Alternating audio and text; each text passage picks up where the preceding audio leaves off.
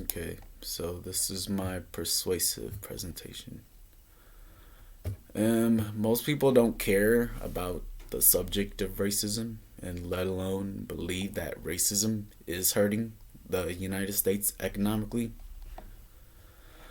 White Americans won't care about racial equity or the unjust police bias and brutality against minorities because their minds believe the issue does not affect them, but honestly, it does. Same logic is toward the racial wealth gap too. And typical white Americans always say things like, "I worked hard for my money. Why can't they?"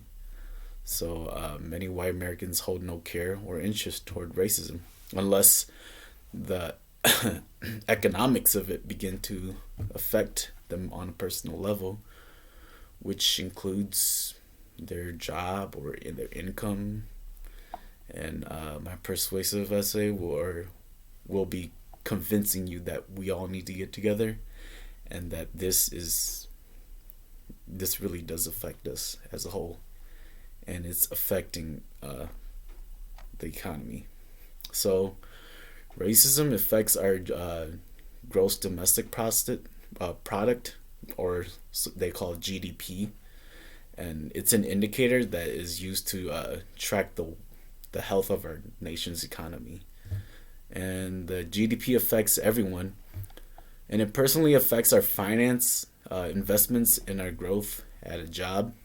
So when the GDP is healthy and it grows and rises consistently, new job opportunities and the wages will also rise. And the looks of healthy growth from GDP will also signal international business investors that the United States is a good place to invest in, and foreign investments will lead to higher paying jobs and keeps many of the jobs in the United States instead of being sent to other countries. And yeah, you might ask, how is this affected by racism?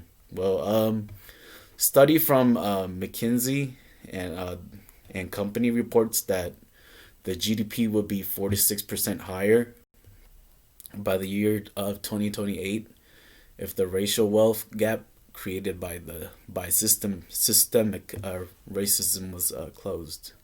So between 2019 and 2028, the amount in dollars it'll cost the U.S. economy will be 1 trillion to 1.5 trillion dollars, and this cost is about $2,900 to $4,300 for every man, woman, and child.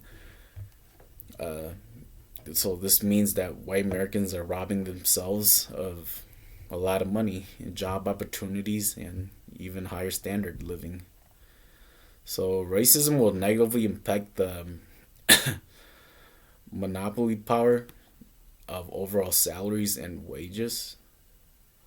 So one of the main reasons American workers lack the power to of collective bargaining and unions is because of racism.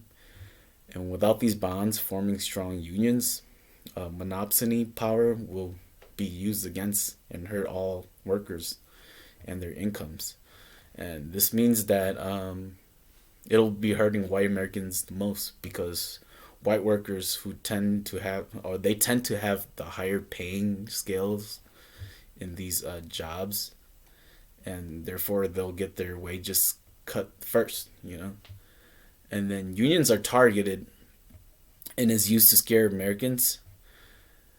That and then they use the propaganda where um, minorities will somehow surpass them, the majority, if the union took hold.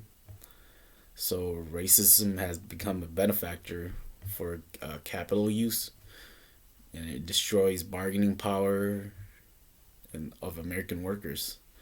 And they've used racism as a tool to stop unionization through the country, and has kept the segregated South ununionized. And then racism has been used to divide white and minority workers. And with these division, the interests of capital is able to gain political and economical power. So today, many people should rethink racism and that it really is affecting us all economically. So, yep.